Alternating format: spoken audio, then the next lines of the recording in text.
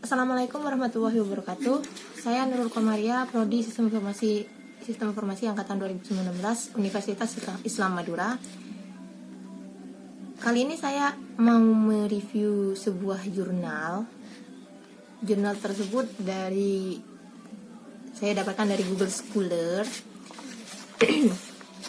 Itu berasal dari ITS Surabaya yang berjudul Pembuatan aplikasi presensi perkuliahan berbasis fingerprint. Jurnal tersebut berada di dalam Jurnal Teknik POM ITS vol kedua nomor 3 dari halaman A465 sampai A469 tahun 2013. Jurnal tersebut ditulis oleh Noval Aditya Muhammad, Febrilian Samopa, dan Radityo Prasetyanto Wibowo.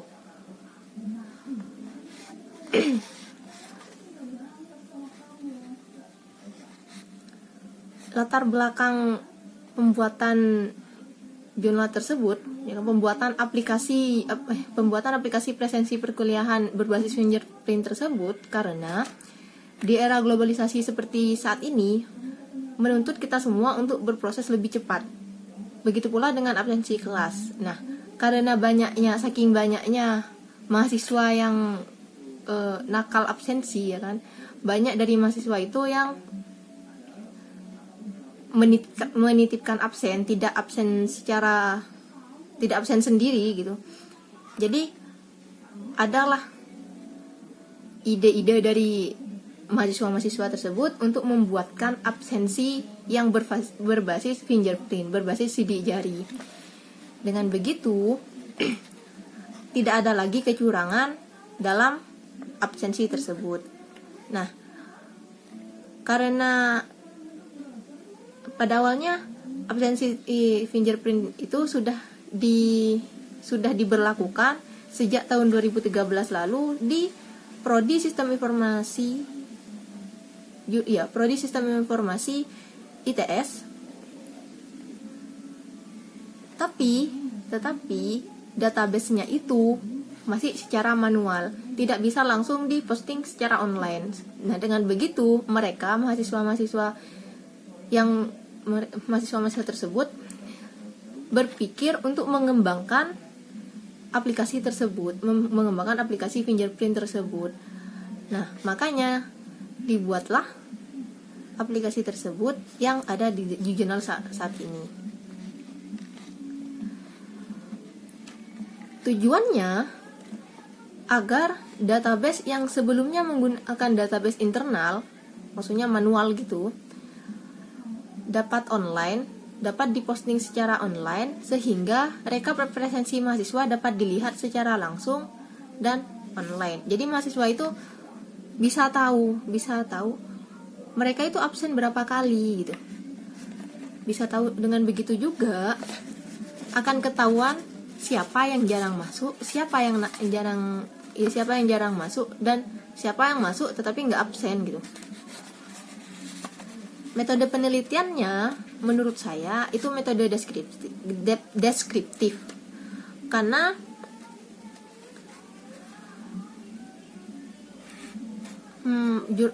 penelitian tersebut dilampirkan secara deskriptif. Deskriptif itu maksudnya mendefinisikan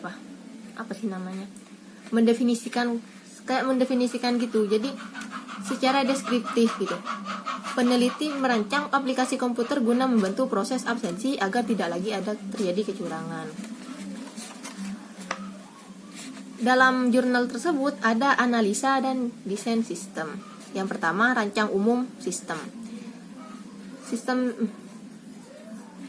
Aplikasi tersebut dinamakan Monikul.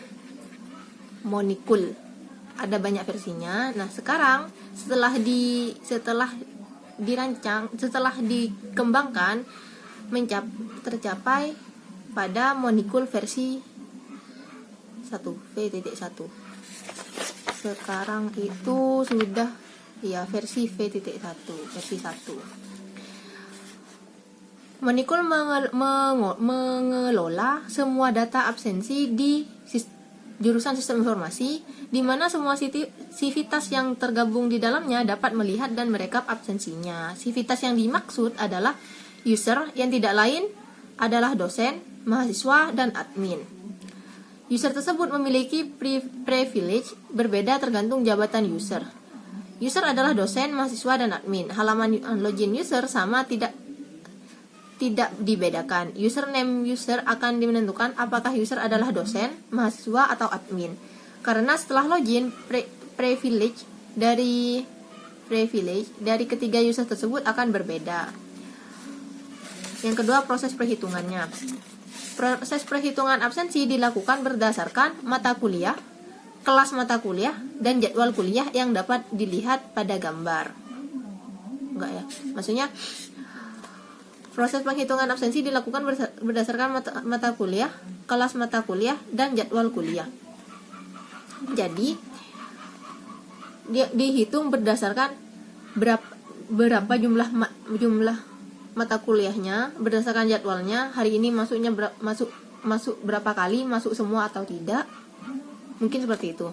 Yang ketiga, use case. Use case diagram pada aplikasi ini memiliki fungsi untuk menjelaskan interaksi antara aktor dan sistem untuk mencapai tujuan. Aktor yang dimaksud dapat berupa user atau sistem. Yang keempat, robustness diagram. Robustness diagram adalah penjabaran dari use case yang bertujuan untuk mendetailkan proses dari tiap use case. Robustness diagram akan dibuat berdasarkan use case yang ada. Yang kelima, sequence diagram. Sequence diagram adalah step by step dari sistem terhadap sebuah use case. Dapat disebut sebagai penjabaran sistem dari use case. Sequence diagram akan menjelaskan tentang proses yang terjadi dalam sistem. Pembuatan sequence diagram dijabarkan berdasarkan use case yang ada. Yang keenam, class diagram. Pada bagian ini akan dijelaskan tentang atribut beserta fungsi dan metode yang digunakan dalam mengembangkan sistem. Implementasinya. Pada tahapan implementasi dan uji coba, dibutuhkan beberapa komponen pendukung seperti perangkat keras dan perangkat lunak. Perangkat keras berperan dalam menciptakan lingkungan operasi dari sistem yang dibangun. Perangkat lunak berperan dalam menyusun aplikasi tersebut. Uji cobanya, setelah melakukan uji coba fungsional, didapatkan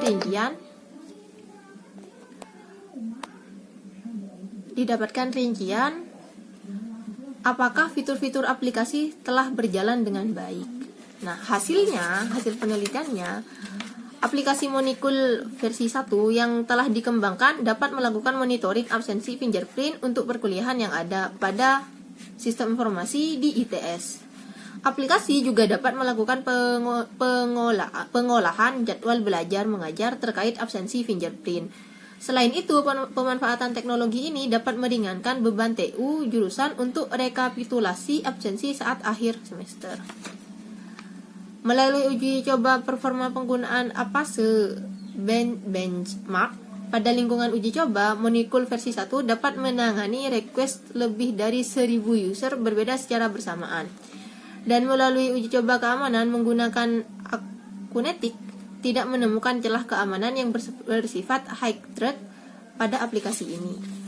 Sekian pembahasan ini.